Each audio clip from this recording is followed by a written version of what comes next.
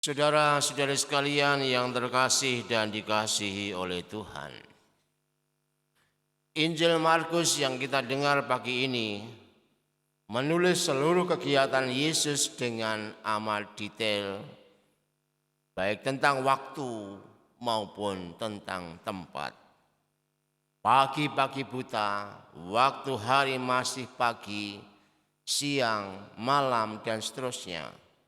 Juga tempatnya disebutkan di bait Allah, berkeliling dari desa ke desa, ke kota-kota, di rumah, dan di tempat yang sunyi. Apa yang mesti kita maknai dari peristiwa ini? Ada 3 hal yang kiranya patut untuk kita renungkan. Yang pertama, tentang memaknai kesibukan. Yesus adalah orang yang paling sibuk. Tidak ada orang yang lebih sibuk dari Tuhan Yesus. Siang hari dia berkeliling kemana-mana, dari desa ke desa, dari kota ke kota. Malam hari ketika di rumah, semua orang datang kepadanya. Pagi-pagi buta, saat semua orang masih tertidur, ia sudah masuk dalam keheningan, tetapi sejak itu orang sudah mencari dia. Bahkan dikatakan oleh para muridnya, semua orang mencari engkau. Tidak ada orang yang lebih sibuk dari Yesus ini. Di teks yang lain kita temukan, karena sibuknya ia kemudian disebut sudah tidak waras lagi. Karena makan pun ia tidak sempat. Namun yang menarik adalah di tengah kesibukan yang sedemikian luar biasa itu, ia tidak pernah meninggalkan bait Allah. Injil Markus di pembukaannya secara tegas mengatakan, sekeluarnya dari tempat ibadah, sekeluarnya dari bait Allah, sekeluarnya dari kanisa. Ini menunjukkan kepada kita, ia memulai segala sesuatunya dengan beribadah bersama. Lalu kemudian juga dikatakan di tengah-tengah tadi, bahwa pagi-pagi buta, ia sudah pergi keluar dan berdoa. Dengan demikian kesibukan Yesus itu adalah akibat dari pergumulannya dengan Allah. Karena ia mendapatkan tugas perutusan, maka ia mengalami kesibukan. Seringkali kita membaliknya dalam hidup ini. Karena sibuk, maka kita tidak sempat lagi ke gereja dan tidak sempat lagi berdoa. Tapi hari ini kita semua diajak untuk merenungkan bahwa kesibukan apapun itu mesti berangkat dari pergumulan kita dengan Allah. Hidup tidak bisa dibalik sibuk dulu, tetapi di sini dikatakan pergumulan dulu dengan Allah, sehingga orang dapat melihat kesibukannya secara tepat. Lalu yang kedua, mari kita melihat tentang memaknai pelayanan. Ada yang menarik ketika kita mendengar kitab suci ini, bahwa perempuan itu yaitu ibu mertua Simon, setelah dia mendapatkan kesembuhan dari Tuhan, maka ia melayani mereka. Biasanya orang yang baru sakit itu mesti tenang-tenang dulu, istirahat dulu, atau baring-baring dulu untuk memulihkan kondisinya. Tetapi perempuan ini tidak. Begitu dia mengalami kesembuhan, maka yang terjadi adalah ia langsung melayani mereka. Apa yang kita bisa maknai dari sini? Kalau kita ngomong tentang sesuatu yang konkret, rupanya, saya belum mengadakan penelitian yang terperinci, tetapi yang jelas banyak orang mengatakan untuk menjadi ketua lingkungan saja di paroki ini yang jumlahnya 13.000 itu susahnya bukan main. Sudah susah, kemudian kalau jadi ya sudah, masih tetap susah juga. Jadi karena nggak ada di lingkungan itu nggak ada orang yang mau, terpaksa orang ini misalnya begitu ya. Karena sudah terpaksa maka yang kemudian tidak sempat lagi untuk memberikan pelayanan dengan baik. Karena waktunya. Kemudian apa komentarnya? Ya salah sendiri, saya kan sudah mengatakan saya tidak mau, tapi kamu tidak ada yang mau, ya terpaksa begitu. Itu mau menunjukkan bahwa sulitnya minta ampun. Apa yang sebenarnya menyulitkan itu? Berangkat dari kitab suci hari ini, perempuan itu bisa melayani dengan baik, itu karena ungkapan syukur. Setelah ia mengalami kesembuhan dari Tuhan, ia mengungkapkan syukurnya dengan pelayanan. Seringkali yang terjadi dalam hidup kita tidak seperti itu. Akhirnya karena kita tidak melihat bahwa pelayanan adalah sebuah ungkapan syukur, maka kita akan tetap mengalami kesulitan dalam hidup ini untuk menemukan orang-orang yang mau memberikan dirinya bagi kepentingan orang lain. Maka hari ini kita semua diajak untuk melihat bahwa segala sesuatu yang kita kerjakan demi kebaikan orang lain, tidak bisa tidak, itu semua karena ungkapan syukur. Atau bisa juga dibalik dengan kenyataan ini. Kalau memang tidak ada orang yang mau melayani, jangan-jangan kita ini tidak punya rasa syukur kepada Tuhan. Karena pelayanan selalu dikaitkan dengan sebuah ungkapan syukur. Perempuan ini mengungkapkan syukur kepada Tuhan karena pengalamannya yang indah disembuhkan oleh Tuhan. Dan selepas itu ia memberikan hidupnya bagi orang lain. Orang-orang yang tidak mampu melayani adalah orang-orang yang tidak mampu melihat kebaikan Tuhan. Dan kemudian mengucap syukur atas semua yang diberikan Tuhan dalam hidup kita. Dan pelayanan itu macam-macam hal. Tetapi yang terpenting dari kita adalah bahwa pelayanan yang menarik kehidupan kita adalah pelayanan yang berangkat dari sebuah ungkapan syukur. Kalau orang bisa melihat bahwa dia memberikan hidupnya bagi kepentingan orang lain dengan mengungkap dari ungkapan syukur, maka sebenarnya semua apa yang dilakukan adalah berangkat dari pergumulan dengan Tuhan sendiri.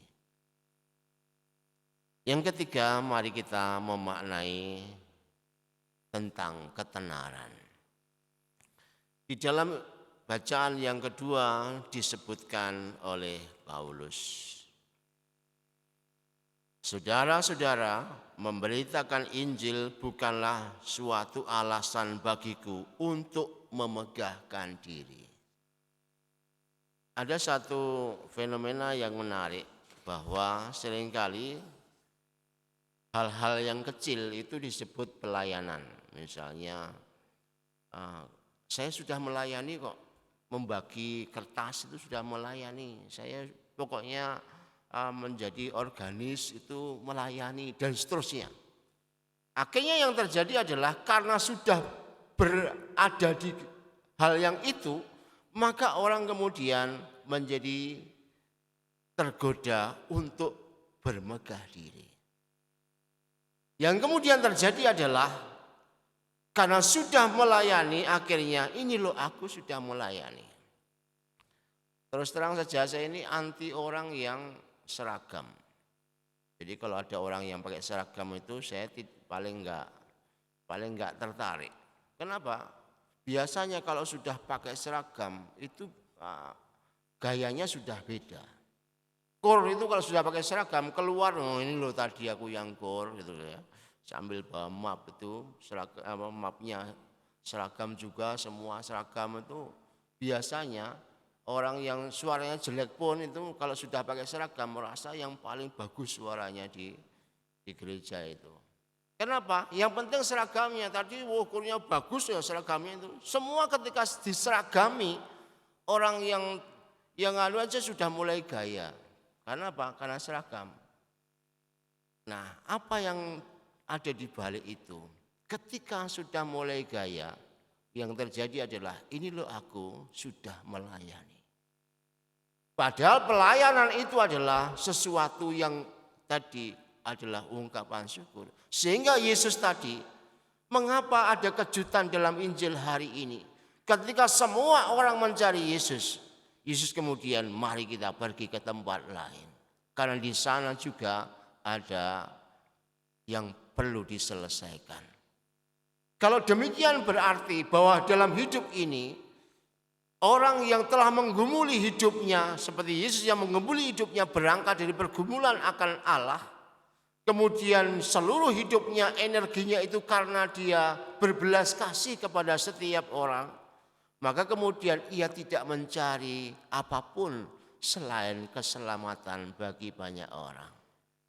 Ketika semua orang mengagung-agungkan dia, ia mengatakan tidak. Bahkan kemudian tadi dikatakan dalam Injil, dia melarang setan-setan itu berbicara tentang dia. Nanti dia hanya akan dipuja-puja karena mukjizatnya. Tetapi orang kemudian tidak menemukan belas kasih Allah itu sendiri. Orang tergoda untuk mengeluh-elukan Yesus, tapi kemudian tidak melihat di balik itu belas kasih Allah dan keselamatan. Oleh karena itu pada hari ini kita semua diajak untuk melihat bahwa ketenaran itu tidak penting. Semua itu seringkali menggoda kita. Di sekitar 30 tahun lalu di Jakarta ini ada yang namanya Romo Dukun. Jadi itu ada fenomena yang menarik. Di Romo itu kalau mau menjadi Romo terkenal, jadilah Romo Dukun. Yang tangannya itu ketika di atas orang itu langsung sembuh. Penyakit apapun langsung sembuh. Setan dalam tubuh orang itu langsung berteriak-teriak. Wah, itu sudah akan dicari banyak orang. Dan rupanya ada sekian banyak yang kemudian ingin menjadi sakti. Jadi Romo pun ingin menjadi Romo yang sakti. Ingin menjadi sebuah ketenaran dalam hidupnya. Pada saat itu sebenarnya orang sudah mulai jatuh dalam dosa. Karena apa? Godaan pertama dalam Yesus ketika dia berpuasa, setelah berpuasa di padang gurun adalah godaan menjadi tenar. Oleh karena itu pelayanan selalu mesti bermula dari permenungan akan Allah sendiri dan kemudian mengucap syukur kepadanya dan diwujudkan di dalam hidup sehingga kemudian orang menjadi PK. Apakah ini hanya untuk aku ataukah ini aku sedang bermegah atas pelayananku? Ketika orang sudah bisa memaknai hidupnya dalam kaitan dengan itu, maka dia menjadi aman karena satu-satunya yang dilakukan adalah demi kebaikan banyak orang dan bukan demi dirinya sendiri. Dalam apapun juga, bahkan dalam hal yang kecil sekalipun, kita semua mesti memandang itu sebagai ungkapan syukur kepada Allah. Sehingga kita semua dibebaskan dari keinginan untuk mendapatkan balas jasa bagi hidup kita. Tidak hanya di dalam gereja, di rumah tangga pun sebenarnya sama. Seorang suami seringkali melakukan segala sesuatu hanya untuk dirinya dan bukan pelayanan. Seorang istri sama juga, seorang anak bisa demikian pula. Segala sesuatu berpusat pada dirinya.